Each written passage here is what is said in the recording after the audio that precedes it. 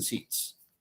Your forecast, though, for the BJP, again, 330 to 350, is also based on the study of state polls.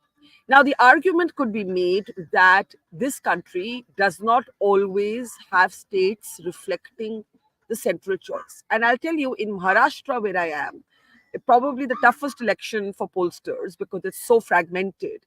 Yeah. I have met voters who like the prime minister, who like the BJP, but feel a certain amount of sympathy for what happened to Uddhav Thackeray. I'm not saying these are I'm not saying this is the only kind of voters I've met, but I've met this kind of voter. Modi fans feeling bad for Uddhav Thackeray, but this is a national election and yet it's getting localized. So my question to you is, when you look at the state data to make a projection for the national sort of picture, is there a risk in doing that?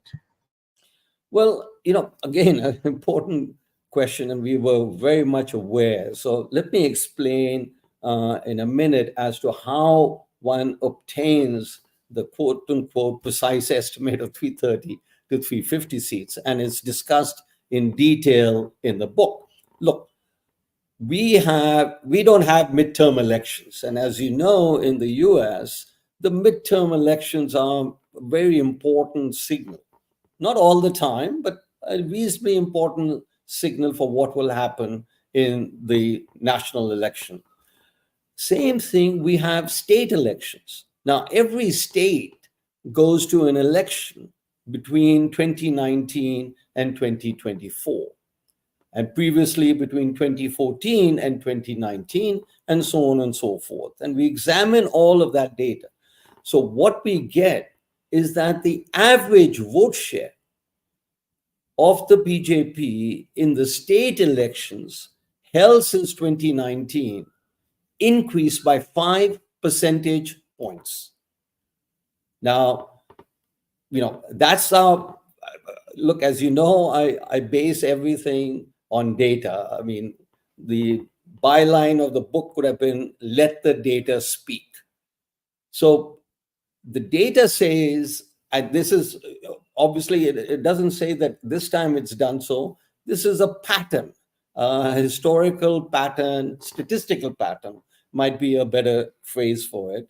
And if they've done so well in the last 5 years, then it seems reasonable to assume. So we give 3 estimates. Okay, the BJP vote share goes up by 3 percentage points on the low end. 5 is what we get, and 5, and we also have 7. Let's say they get 7 percentage points on average aggregate basis, and that's how we get to 350. We exclude from this, because nobody knows it ex ante, whether it's going to be a wave election.